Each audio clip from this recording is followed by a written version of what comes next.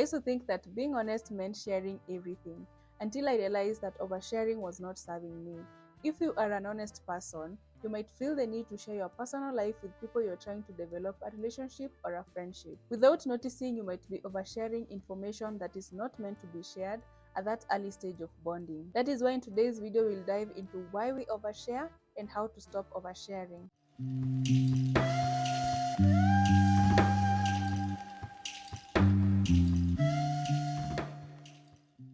Hello, Team Limitless. I'm so honored to have you here today. If you're stopping by for the very first time, my name is Winnie Marita, and if you're returning, welcome back to my YouTube channel. Here we focus on inside out self improvement to help you become the best version of yourself through mindset shift. Without further ado, let's get started. Before we begin, let's first define what oversharing is. Oversharing is revealing too much information about your personal life to the wrong person or in the wrong setting. The wrong person might be someone you've just recently met and you've already started sharing your marital issues. The wrong setting could be you are in a casual conversation with people who are talking about how the weather is or how delicious the meal is, and you start sharing about a fight you had with your sister the other day. People overshare for different kind of reasons, and one of the reasons could be feeling uncomfortable with silence during conversations. This is something that affected me. I had put a weird responsibility on myself to make every conversation interesting. Every time I was having a conversation with someone, I would be in the lookout for when the conversation was about to die off.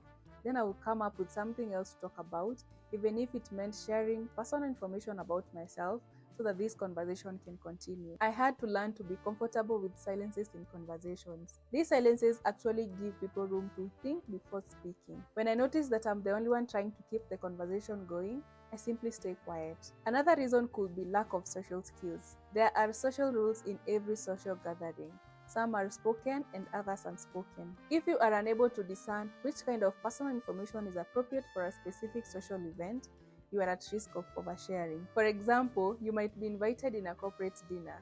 During conversation, you start sharing how you quarreled with your sister over who stole whose hoodie. While there is nothing wrong with this story, because it's something that happens almost in every household, but that's not the right audience for that information. One of the things you can do is to pause and analyze if the personal information you want to share is appropriate for that conversation or not. Another reason could be seeking external validation. This is something that also affected me.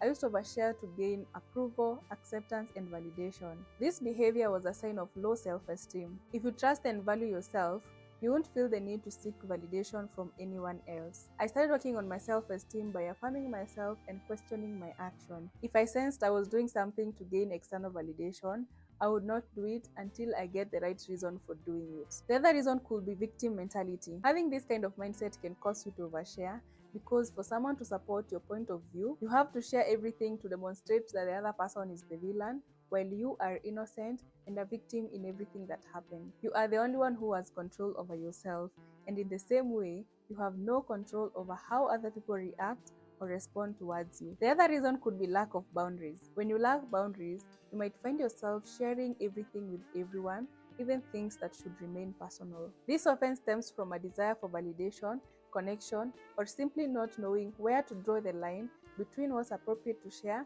and what's not. Without clear boundaries, your relationships may strain, as people may not always handle your personal information with care or respect. Establishing boundaries helps protect your well-being, creates a healthier, more balanced interaction. If you want to dive deep into how to set boundaries, click here to watch this video. Alright, now that we understand why we overshare, let's dive into how to stop oversharing. The first thing to do is to have boundaries. Developing and maintaining boundaries is essential to managing what information you share. Start identifying the topics you're comfortable discussing with different groups, such as close friends, family, or acquaintances. Boundaries will help you avoid feeling vulnerable or regretful after conversations. The second thing is to pause before talking. Before you speak, take a moment to pause and reflect. This practice helps prevent impulsive oversharing and encourage mindful communication. The third thing to do is to learn active listening. Shift your focus from talking about yourself to genuinely listening to others. Active listening involves maintaining eye contact,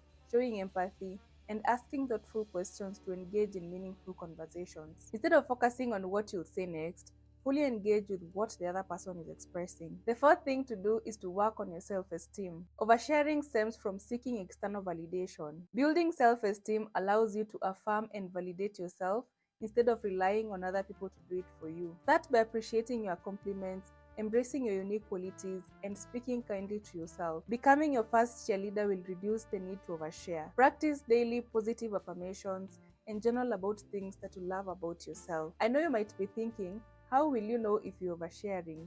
And my answer is, you always know. After or during a conversation, you'll have a gut feeling that you overshared, because oversharing comes with uneasiness. If you feel uneasy after sharing something, take it as a sign to be mindful next time. The other way to know if you overshare is through palpable change.